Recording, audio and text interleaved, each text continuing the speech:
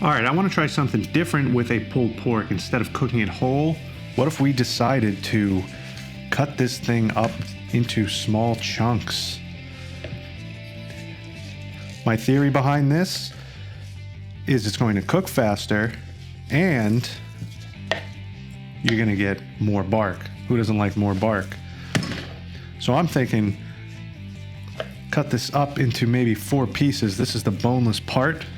We'll see what we can do with this bone-in part. Might have to just leave it like this. Or I can get a nice chunk off there. Like that. So that's got the bone. These 3 pieces are boneless. So like I said, I want to experiment with this and I want to see if we're going to get more bark cooked quicker without sacrificing any of the juiciness you get by keeping the pork butt big as one whole piece. Very curious to see if this works, especially time-wise. The bark on the pulled pork is always great and I always want more. So I think cutting it up into a few pieces is definitely going to help that out. So now that I got it chopped up, let's go ahead and get these seasoned. All right, so for this pork butt, I'm going to be using my barbecue seasoning. If you want to know how to make this, I have a seasoning video. Instructions are on there, and the recipe is in the description of that video. This is a great barbecue rub. I use this on basically everything. But I'm going to put a nice generous coat on all these pieces. Now, since we are doing more chunks than one big pulled pork, you're also going to get more flavor from this seasoning. Which again, I want to see if this is a plus. I mean, in theory, it sounds like it's going to work good. My only concern is the juiciness of the pork. I don't know if it'll dry out because these pieces are smaller, but that's why we're doing it. We're going to find out. You guys are going to see if this is worth it or not. This is going to be a speedy, barky pulled pork. Hopefully, we'll see how it turns out. And then this bone-in piece, I'm interested to see how this is. Let's cut this little vein off we got here. I'm assuming this is going to cook at a different rate because it's got the bone in there. Pretty sure I've seen someone try this before. I don't think I saw the video, but I think I saw somewhere someone has tried this, either on YouTube or online. I can't remember. But I wanted some pulled pork, and I wanted to see if I could do it quicker than the normal time. So we got our 4 chunks of pork butt all seasoned up. This is going to make some delicious bark fully covered with this seasoning. So let's go ahead, get this out, start smoking it. And whenever I do pulled pork, I really like to use charcoal. I think it adds great flavor to the pulled pork. And I also like cooking it at a higher heat. So today I'm going to be using my Masterbuilt 1150 Gravity Series charcoal smoker. I did a review video on that. I'll leave a link at the end if you're interested, but I've got it fired up to 275. Let's bring this outside and throw it on the smoker. All right, so we're out at the Masterbuilt, and we're going to throw these chunks right on this top shelf here.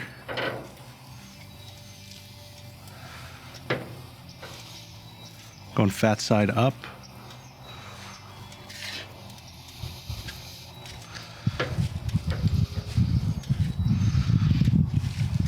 That's it. We're going to close this up and let it smoke.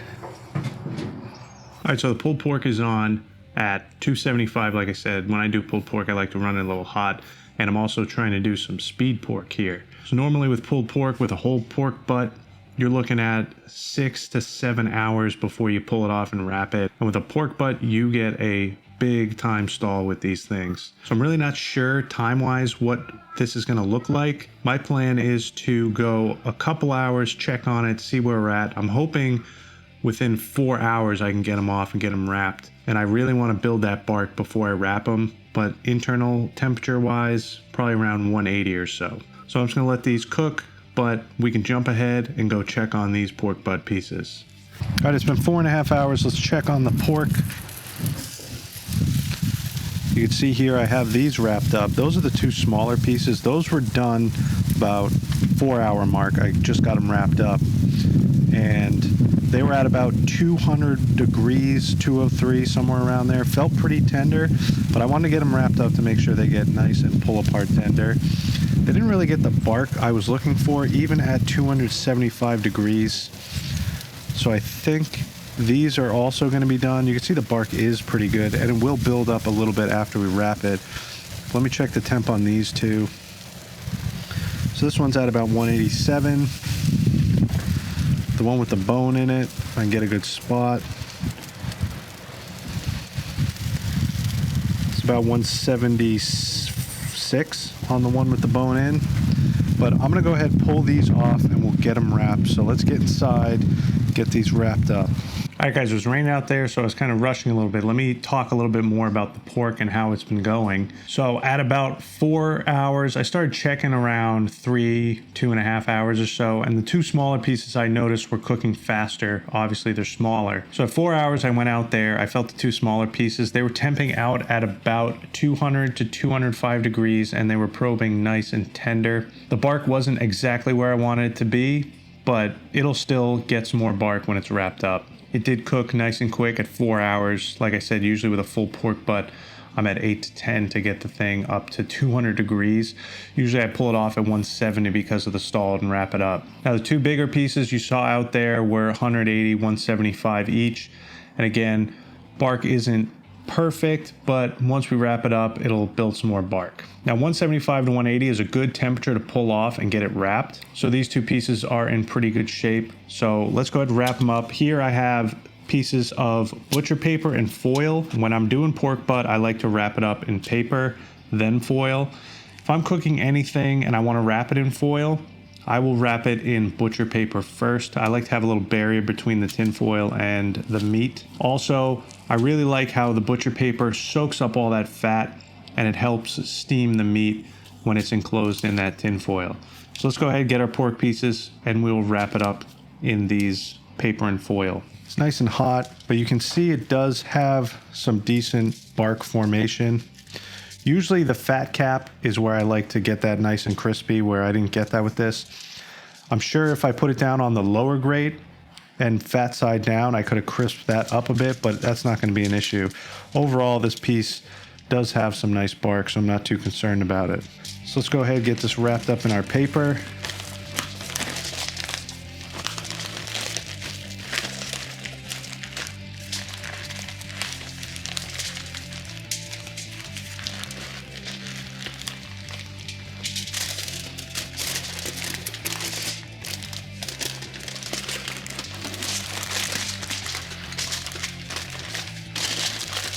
Then we'll wrap it up in our foil, nice and tight.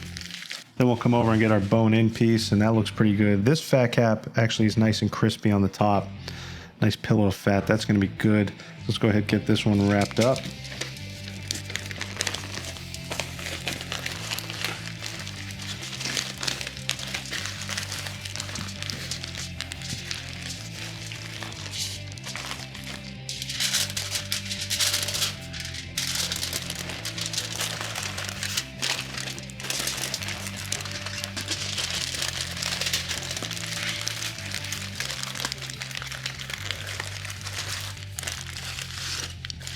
All right, so I'm going to leave the grill at 275. You could always bump it up to 300. I usually like to do that with a pork butt, but since these are so small, 275 should be fine. They're not going to need much more time. Like I said, those two other pieces are pretty much done already, but I want to get these up to around 210 degrees to make sure they are fall apart tender, where you can make some delicious pulled pork. So if I had to guess, wrapped up, it's probably gonna take another hour or so. But before I do, you're gonna want a nice side dish to go with pulled pork. And my favorite thing to go with pulled pork is coleslaw. I have an amazing coleslaw recipe. And if you want that recipe, it's actually in an e-recipe book that I just made and I'm giving it away for free.